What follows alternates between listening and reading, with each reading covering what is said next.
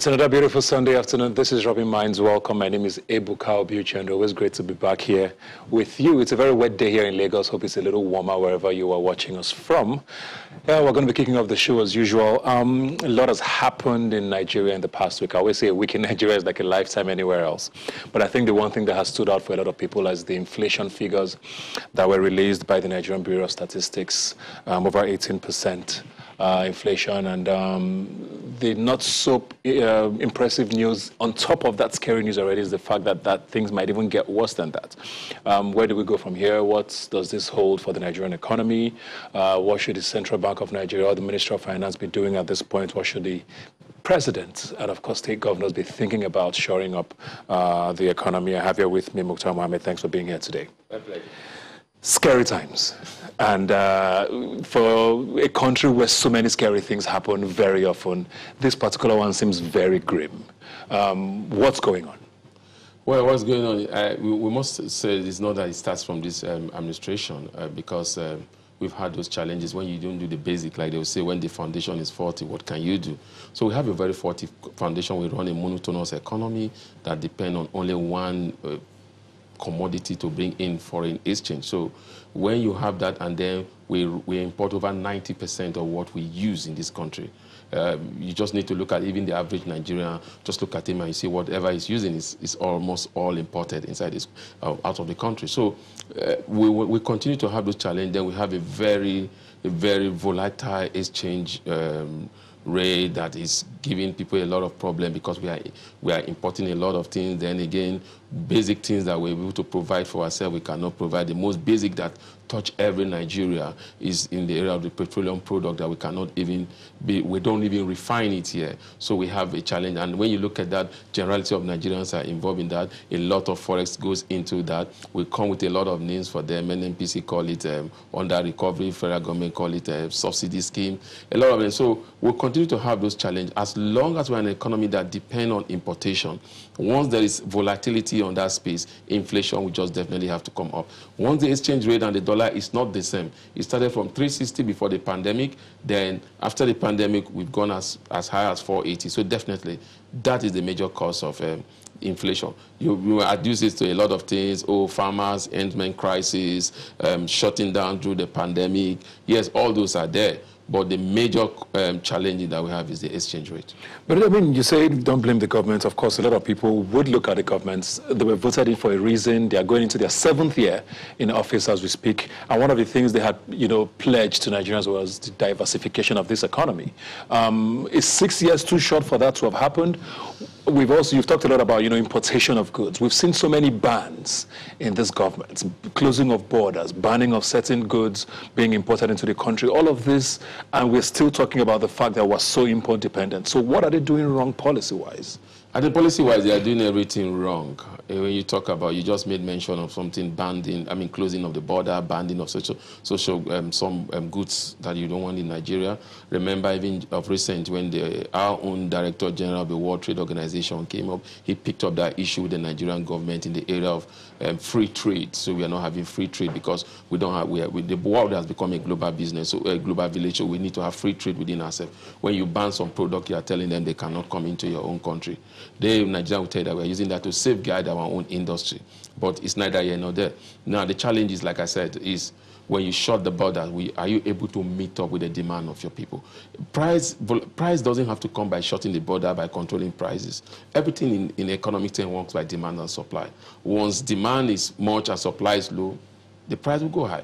Once supply is high, demand is low, then the price will come down. So it has to do with, there's a fundamental. So if you go against the fundamental, it will not. Why I'm saying that, the government are trying to say they are diversifying, but sometimes we play lip service.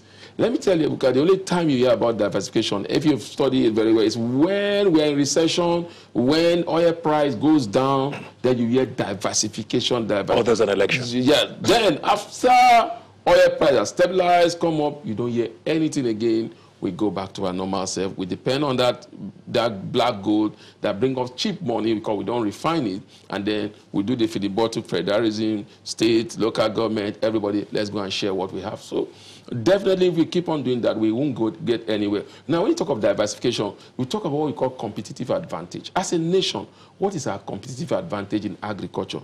You don't just diversify. You want to be the #1 in rice production. You want to be the #1 in sugarcane production. You want to be the #1 in wheat production. It doesn't work like that. When you talk of that, if I say cocoa, people say Ghana, Ivory Coast. That is their strength. We need to look at our strength. We don't just diversify holistically. Everybody wants to diversify. They want to make food sufficiency. Let's keep one area. Then when we stabilize in that area, we can move into other areas. So diversification itself is good, but we are not doing it rightly. We are thinking of diversifying almost every sector. And the challenge is, like I keep saying, it's like a man. You are earning an income. Your mainstream of income is what you use to build other streams of income. Once your mainstream of income is affected, you cannot build other stream of income. So Nigeria's mainstream of income is oil. The only time we think of diversification when oil is down, and then our revenue is down. So how do you diversify? That's the lip service. Let's go to Abuja. I think I'll be joined by Irene Ubani, who's a journalist. Irene, if you can hear me, these are, of course, not very, very happy times for Nigeria with regards to the economy. But there's been a lot of people who've defended this, talking about the fact that there's been a pandemic and most economies across the world are going through these same sort of issues with regards to, you know, a downturn in their growth numbers. But 18% is pretty high, and I'm sure not very many countries are that bad, even with the pandemic hitting them. What have we done wrong? All right, thank you so much, Ebuka, for having me on your show this afternoon. But firstly, I used to be Irene Ubani, now I'm Irene DAVID-ARINZE because I just got married. All right, so regarding, you know, the conversation around the fact that we are having the inflation rate going very high, I like to be as practical as possible. And so I came here with the Naira and, you know, the dollar, if you can zoom into this. What does this simply mean for us? Now, when you talk about inflation, when you went to the market in December, what you were able to purchase at exactly the same volume, is that exactly the same thing you can purchase with 1,000 Naira when you go back to the market in April? If you are purchasing less than what you usually purchase with this Naira note, then you should understand that the inflation rate is going high, and depending on the quantity you are able to get. I'm talking about the dollar as well. Can you purchase what you purchased in December last year, the same quantity as what you purchased in April this year? Now, that's the difference. What's the difference between these two currencies I'm holding? We're talking about industrialization. We're talking about your ability to export as against importing. One country is more of an import-dependent nation, and the other is more of an export-dependent nation. With Nigeria's population, ideally, it should be an added advantage if we were producing more than we consume. If we have focused more on, you know, manufacturing, if we focus more on ensuring that our policies are in tandem with what would make our environment a more enabling business environment for business, you know, people. Because now I start to think about the multinationals that have actually folded up and have left the country because this environment is not conducive enough for them. A country that is divided against itself would not stand. The North, in my opinion, can produce virtually everything that we need in terms of food supply. And then when we see that our food supply, in terms of inflation, is even going higher. 3 weeks ago, a basket of tomato was about 7,000 Naira. Now it's going for 16,000 Naira.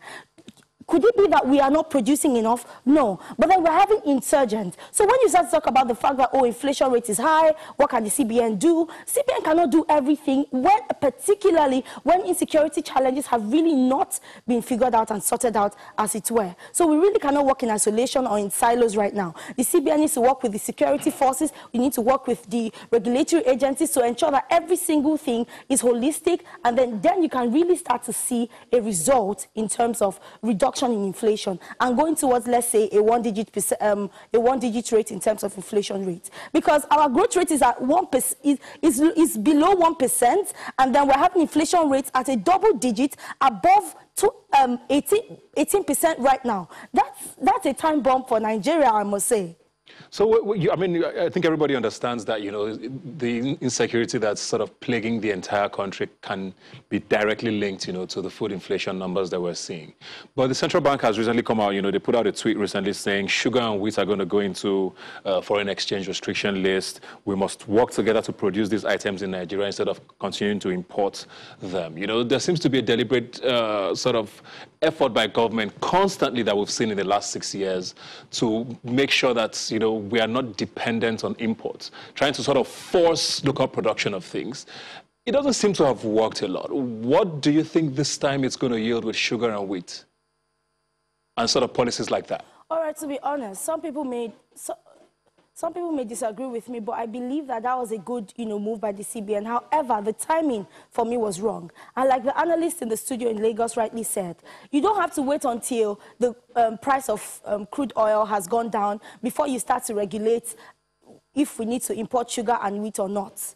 You don't learn to be a president of a country, for example, when you've been elected the president. It's something you start to learn way long time before that time, so that whenever, you know, situations and all of that come, you are ready, you are prepared.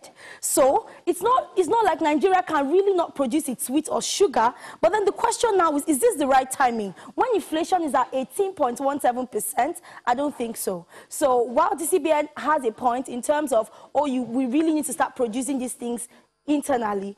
Is the timing right? Absolutely not. But I feel maybe this is just, you know, one pain that Nigerians will have to go through for the interim in order to, you know, get really out of this situation of inflation rise. Because it's going to keep increasing until we start to produce what we consume. Because, I mean, if we do not produce what we consume, what will happen is we are putting more pressure on our naira. The value of dollar, which we have in scarce commodity right now in Nigeria, will keep increasing, and then we're giving more jobs and employment to people outside the country, and we're stifling ourselves of what our people should be benefiting from. All right, let me come back to you now, Mukhtar, because something I said at the top of the show, which I don't know if you agree with, is that a lot of people who have seen these numbers are saying, oh, it's even going to get worse than this. 2020 was a tough year for Nigeria with regards to the pandemic. People lost people, but the economy was completely bamboozled. We went into a recession, barely have come out of it. Inflation numbers are skyrocketing. The naira is in a free fall, and it's going to get worse. Yeah, it's going to get worse. Yeah, it's going to get worse in the sense, maybe in the short term, it's going to get worse. It gets worse in the long term if we don't do what we have to do. And unfortunately, whatever we achieve in economic stability now has just been due to only the monetary side, which the CBN is doing. The physical side that have to come from government is not working at all. That's why you're seeing in terms of, you see, they'll say economic growth, we had a growth of so because of the monetary policies. But when you look at you look at the physical policies in the area of job creation, and you see that the job creation rate is alarming. So CBN alone has been trying to carry the economy, and they're even getting themselves into sector. They are not so directly involved into sector that is not supposed to be their duty, like textile sector, even like in the rice sector, direct intervention from the CBN, which every economy will tell you that is not the right thing to do, but every economy can decide to do what it thinks suits its own economy, any country. Now, yes, it's going to get worse.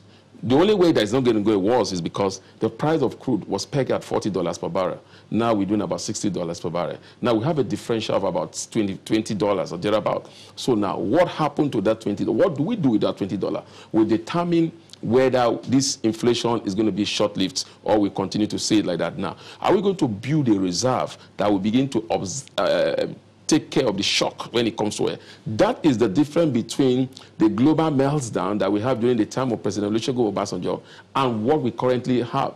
What is the difference? The difference then we have a robust reserve that was built in the name of excess crude account. So government could go there and borrow.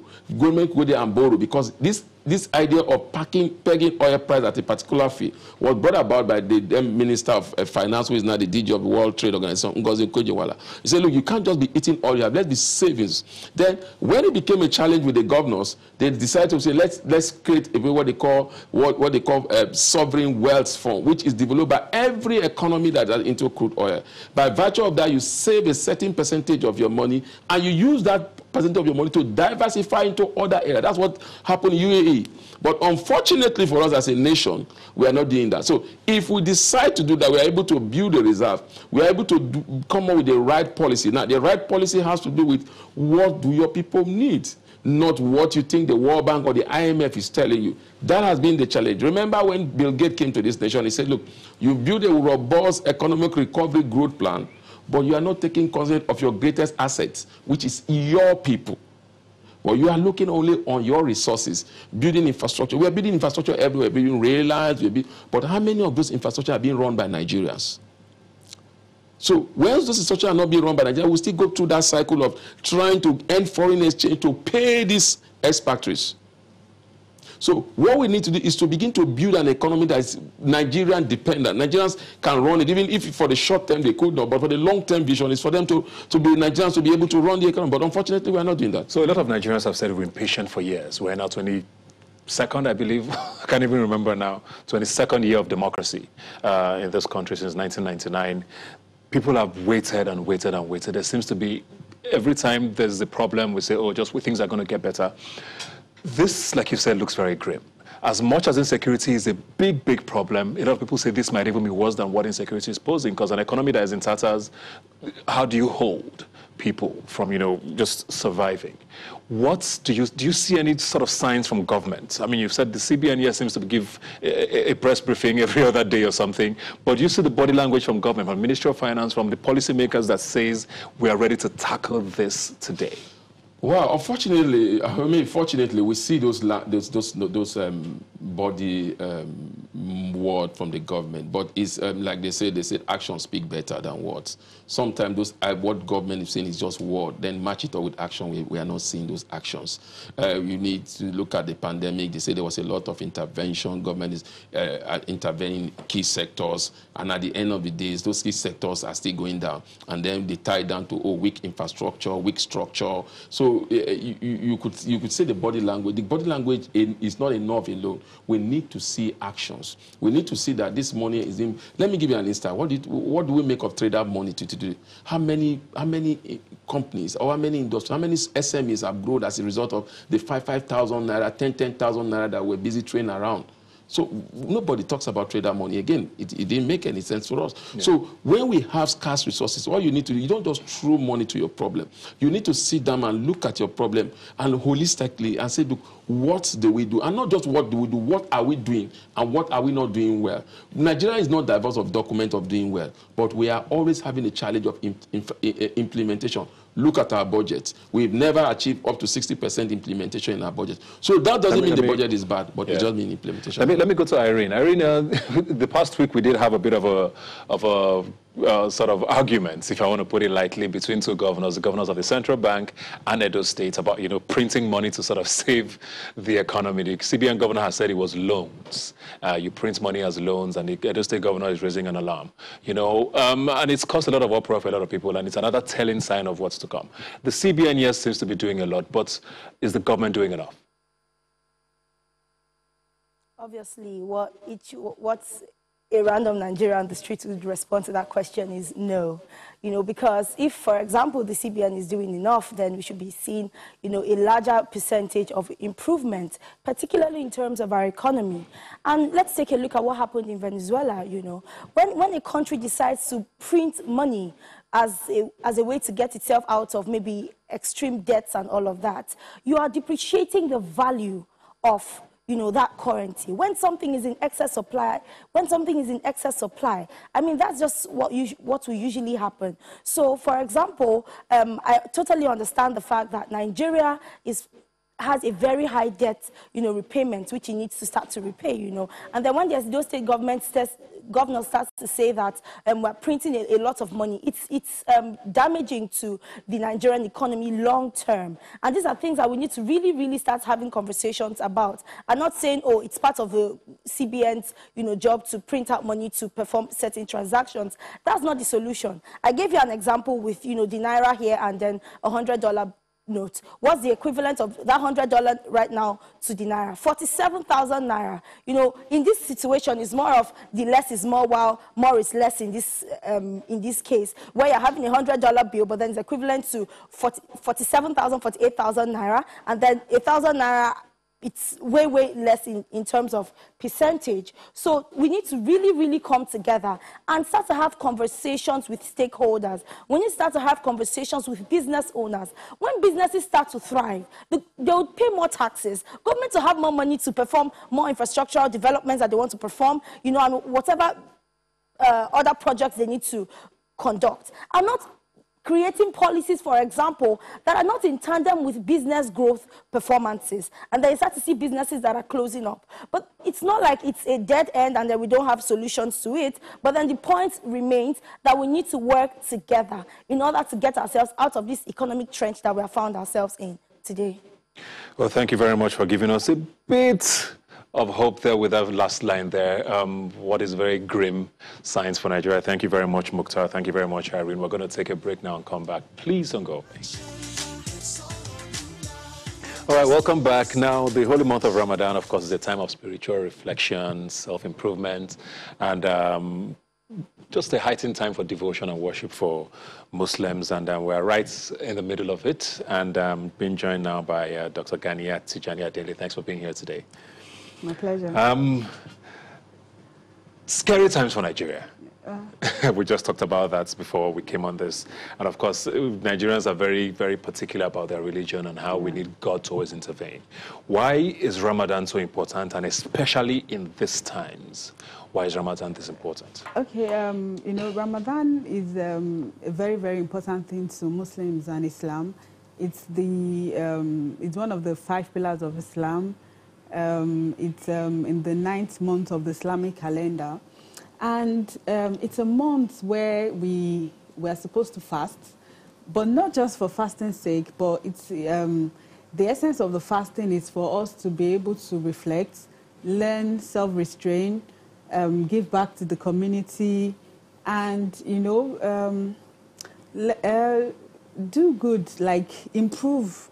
It's like a training month where, you know, you be at your best, and then it's expected that you kind of reflect that, you let it transcend to all the 11 months. Yeah. I'll say for me, it's significant for, you know, for Nigeria and the world, because where we are now, I don't think in my close to 40 years Nigeria has been this challenged.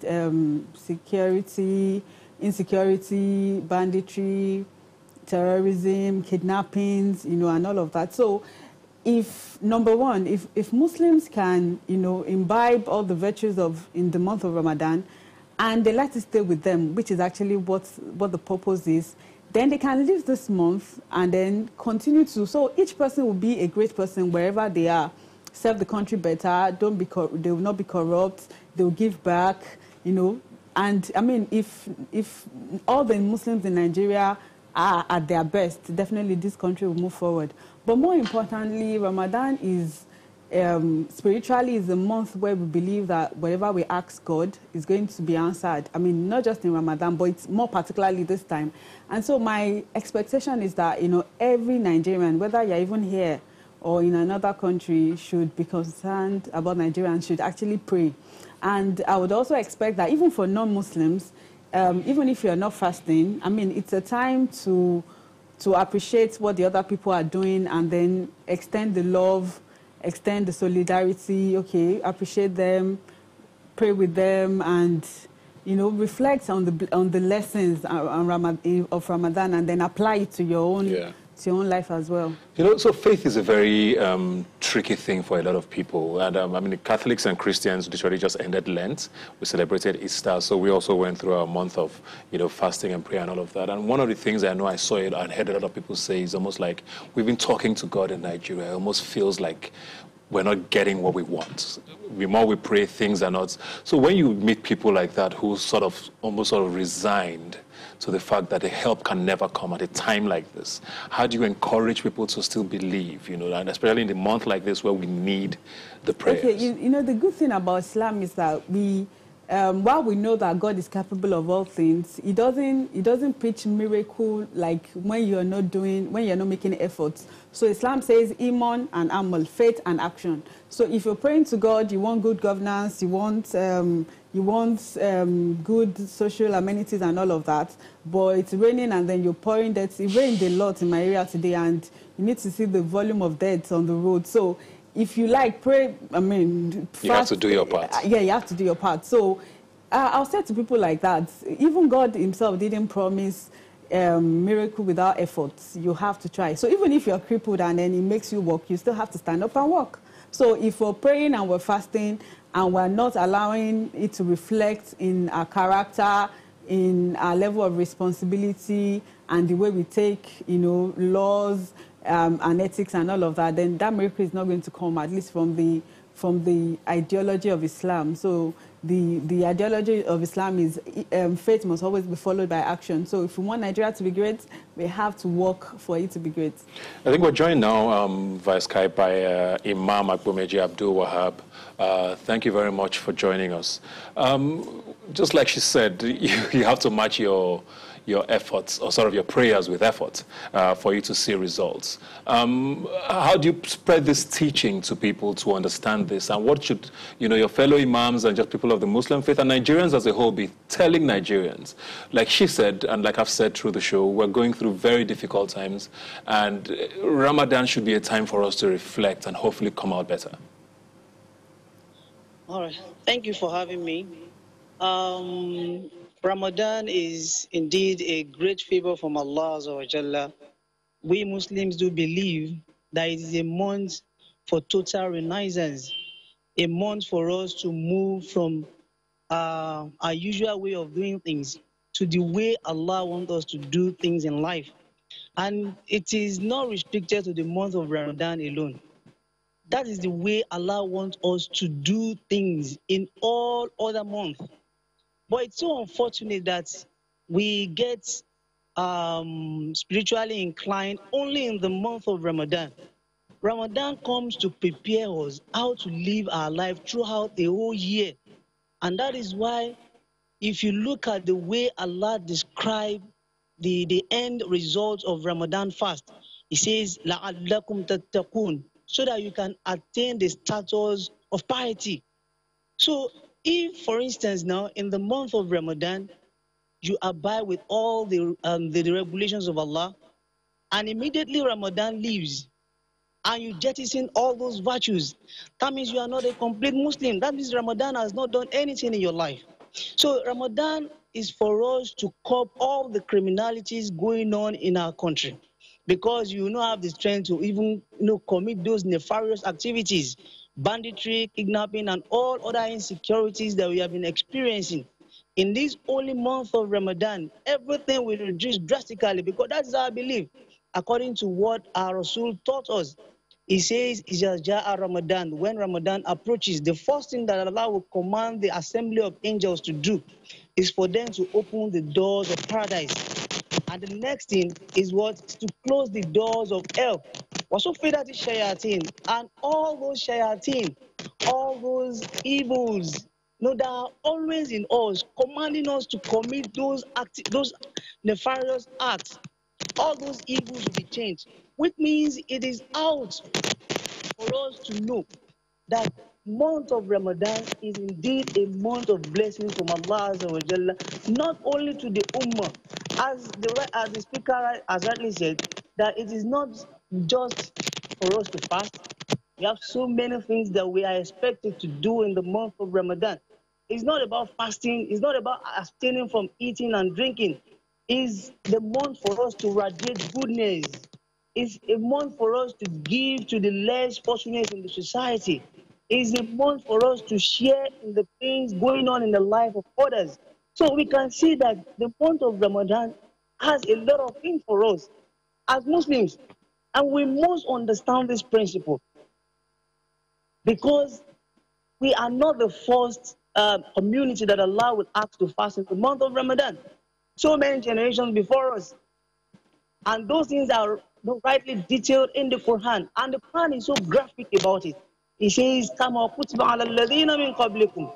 So it is one of those things, one of those instruments that the people of the past used to curb criminalities during their times. And I believe as a person, I strongly believe that we can use Ramadan to correct so many things that are going on wrongly in this country.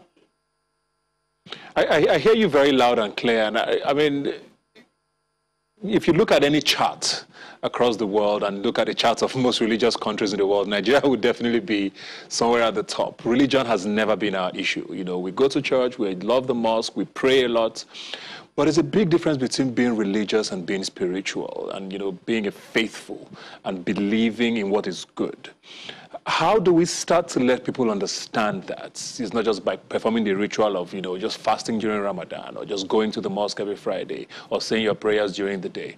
How do we start to imbibe those things? Because it seems like that's what's missing with Nigerians. Understanding why they, you know, follow whatever faith it is, and actually as against just being religious. How do we start to give that sort of lesson to people? All right, I quite agree with you sincerely. Many of us, we do go to mosque, we do go to church to pray and to do so many things. But the truth of the matter is, our minds are not always at these places. To be frank with ourselves, now we have a principle in Islam. The principle is that we as Muslims, we must believe that anything we are doing, Allah is always there for us, watching over us. In fact, it is one of the attributes of Allah. Allah watches over his servants. So if you have that belief that any time that you are about committing a crime, if you have that belief that any time you are about, carrying out an injustice to your fellow human beings, if you have that belief that you are about doing something that is inimical to the community that you stay, then you must know that you account for everything you do on the day of Qiyamah. And that is the last day. So as if everybody could have such belief, and that is what Iman, that Ajah was trying to expatiate the other time, that Iman is what is missing. And that is why everybody tends to be doing things the way they like. And that is why we've not been getting the results. So for instance now, if you are procured to commit an injury on somebody, and you know that your God, who is your maker, your creator, is right there watching over you, then you will desist. So that's the first step. Every one of us going to either mosque or church, we must have that belief that as we are living in our house, the God that we are serving, the God who has commanded us to worship him, is always with us, is always around us every time. We know that is the essence of our creator, of our creation. And that is the only thing that answers the existential question. And that is the only thing that can stand the test of time. So the best thing is what is doing well. So if Allah commands you to worship, he asks you to fulfill the right of others as well.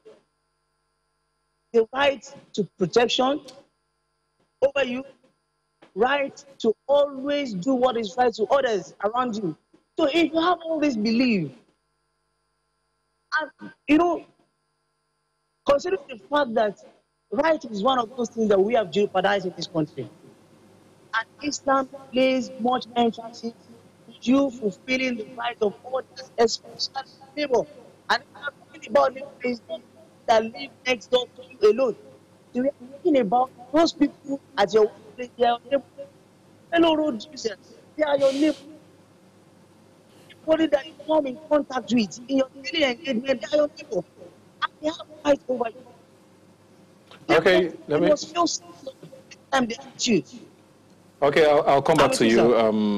I'll come back to you, Imam. Let me come back to the doctor. You wanted to add something to that? I was going to say there's a verse of the Quran that says, Laisa al-birra antuwalu juhakum. And it goes on like that. The meaning is that righteousness is not facing the east or the west in prayer, but actually believing in one indivisible God, being nice to orphans, helping the needy. So I think it answers the question. So if you go to the mosque and you pray and you fast and all of that, but you are you're doing so many things that are wrong, you're harming your neighbors, you're not being good to the poor, the vulnerable, then God himself has said this in the Quran that is not piety.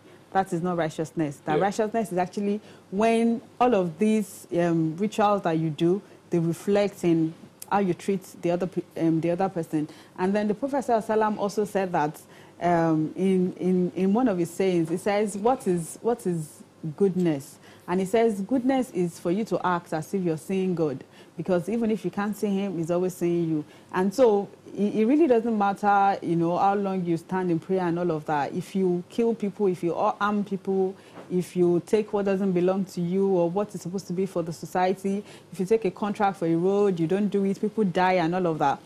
That's, you're not acting as if God sees you, you know, so that definitely you are not righteous, you are not good. So the rituals are meant to actually bring, you know, make you righteous. So if they are not bringing about that result, then you're not doing anything. What are you looking forward to seeing come out of this at the end of this month of Ramadan for Nigeria and for just all of us? Okay, for Muslims, I'll say, starting from myself, that we should come out of this Ramadan, you know, without changing the lessons, you know, and the good things that we have imbibed in the month, and then carrying these into our roles as civil servants, as professionals, as leaders, as politicians.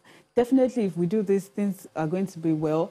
I am hoping that, you know, the love, I believe that the way Muslims fasted in Ramadan, giving to everybody, whether Muslims or non-Muslims and all of that. So I expect that we should all come out of Ramadan appreciating diversity, appreciating our differences and respecting each other for it. I expect that we'd all come out being responsible and, you know, working towards ensuring that Nigeria becomes what we want it to be, while not acting contrary to our expectations. Everybody wants Nigeria to be great without doing their part. Yeah. It doesn't work that way. So we have to follow all the prayers with action. You work with students, I believe. You're a lecturer in a university. Do you find that, because a lot of this terrorism, crime, abductions, and all of that we hear about in Nigeria are by young people and the youth. Do you find that a lot of young people you find yourself around still believe in the power of like Ramadan and fasting and just having faith in these things? Or do you find there's a disconnect these days? No. You know, it's unfortunate that people tend to stigmatize youths, you know, assuming all youths are unserious. No, I find a lot of struggling youths. I know students who work, you know, who labor to sponsor their education. And so I find a lot of youths with visions, you know, with hope and with aspirations and with a lot of skills.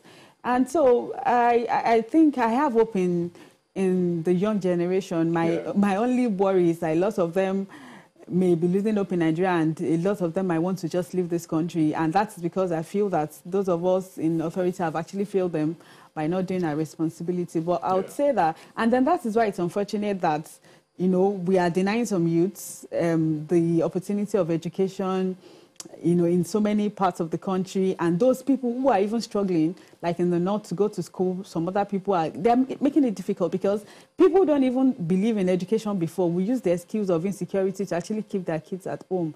So I feel that if there's anything this government needs to work on is to ensure that they bring security, you know, to those troubled regions. Otherwise, we are going to have a serious problem when we have youths who do not have the education, the skills and talents to actually integrate into the society. Now, before we go, Imam, just one very quick sentence from you, very, very short. What do you want to see come out of Ramadan at the end of this for Nigeria? Thank you. I believe as Muslims, we need to come out of Ramadan better. And I also want to believe that at the end of Ramadan, we should have it at the back of our mind that it is only the nomenclature that is going to leave us. We will still, you know, so many good things will still be left with us to do, not minding the fact that Ramadan must have left. We have goodness to radiate, as I've said, because Islam is all about being, you know, being generous and charitable. So we should not restrict all these virtues only to the month of Ramadan.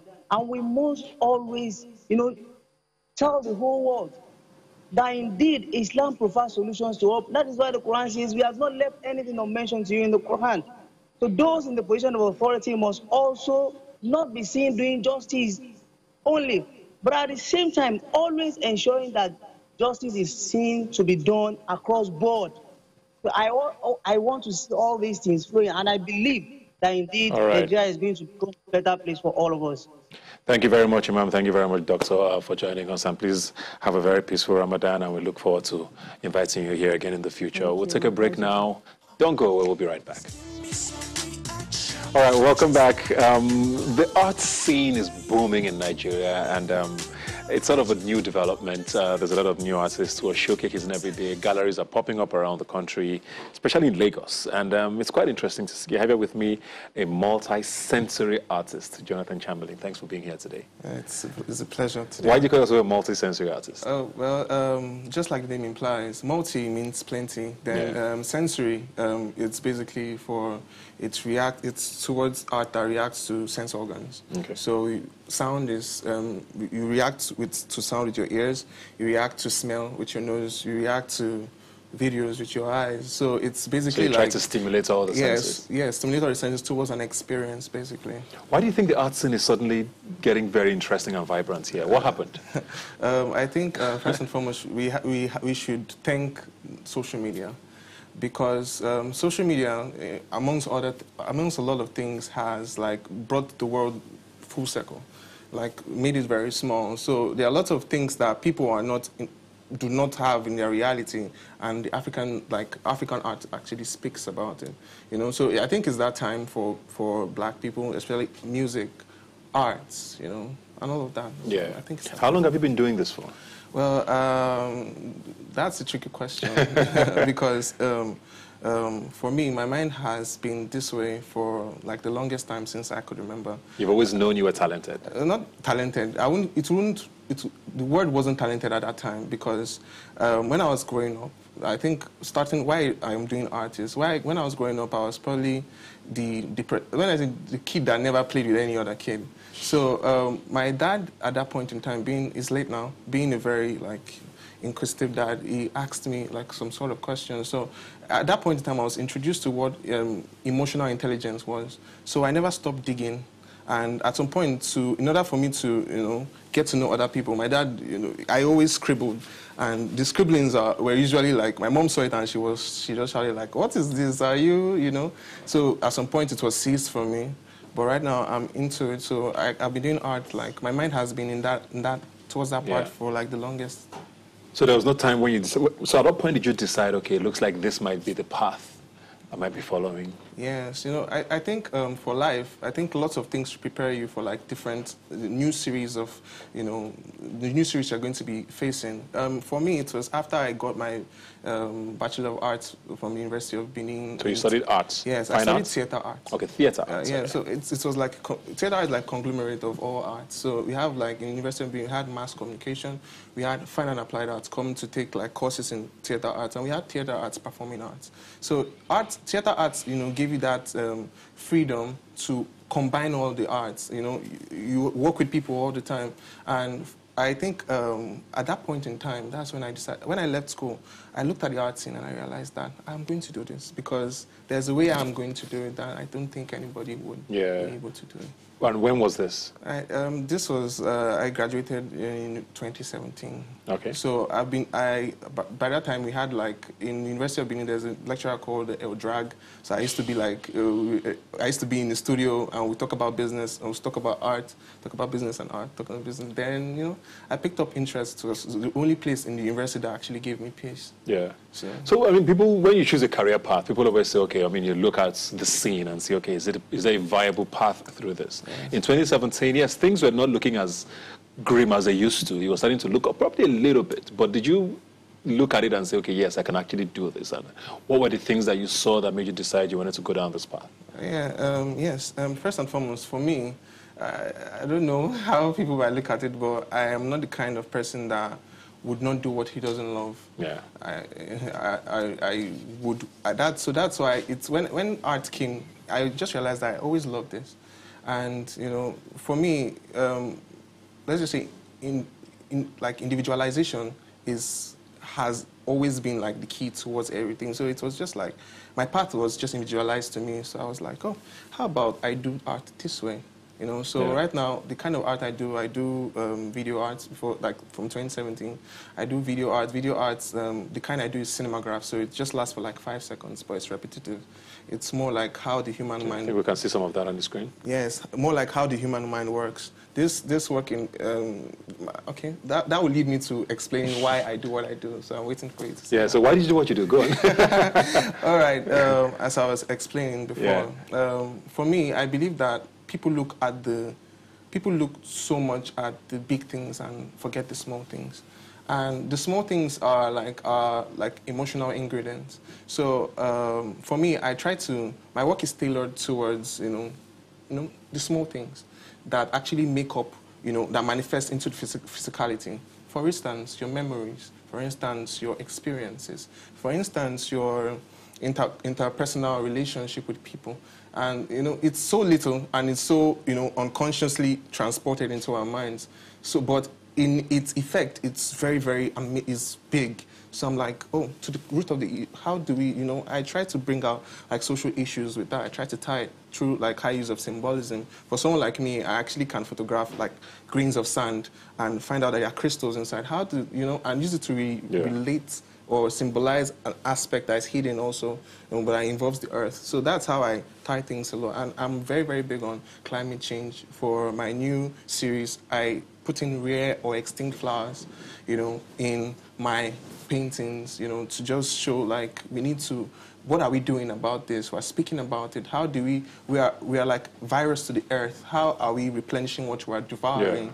You know, so all that kind of conversation is what I always like to have with my art. Very interesting. I mean, arts and artists thrive with exhibitions. You know, you put a body of work together, you put up an exhibition, hopefully you get sold out, and you move on to the next. Yes. But of course, COVID happened, the pandemic came, a lot of that couldn't happen. People started getting innovative. Yeah. But you were telling me something earlier about something different you're doing with regards to that. Can you expand a bit more? Yeah, so for my art, there are like two aspects to my art for me. The first is that ever like seeking knowledge of what is little and is not, what is little in size but huge in magnitude. But right now, that's one aspect towards my practice. Another aspect towards my practice that have been intentional from day one is presentation of my work. Yeah. So my work has metamorphosed in like the medium of presentation, like for my first exhibition, which was with Professor John Basu at the Edu Global Center, where Professor John Basu is doing a study on, you know, returning like the bronze. So he had, what he did was he brought like artists together for a study, like 15 or 12 artists, and he asked them to talk about, he shared with us archives by Notco Thomas. Notco Thomas was a photographer sent by the British to war-torn Benin Kingdom and other parts that they were conquering at that point to photograph the fragments of the culture that was left. So through the archives, I was able to see how we have become who we are now, because people back then, I think I'm talking about 1909, 1910, people back then didn't wear what we're wearing. You know, I was able to trace down, you know, the first people that wore like attires, which were the policemen, and, you know, why, how, right? Yeah. And photographs were taken straight up and sideways with numbers at the top of their head. I was able to, you know, show how we have metamorphosed into who we are now. You know, the cultural hybrid we've become, and at what point it intersects. So, you see, little things, but it has become big in magnitude. I'm very fascinated by you. Where can we find you? All right, so... Social media, how do we...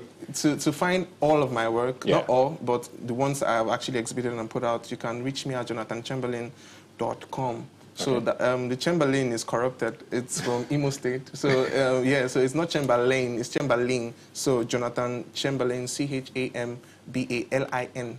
So .com, and that's for all my social media. Okay. You can find me there. Thank you very much, man. Looking forward to definitely going to research you and hopefully see if I can lay my hands on one or two things from you. Congratulations and everything. Thank you very much. Thanks for joining us. Well, like I always say, you can follow the conversation on Twitter. Rubbin Minds now is the handle. Please use the hashtag Rubbin Minds when you tweet at us. Do have a good Sunday, and I'll see you next week.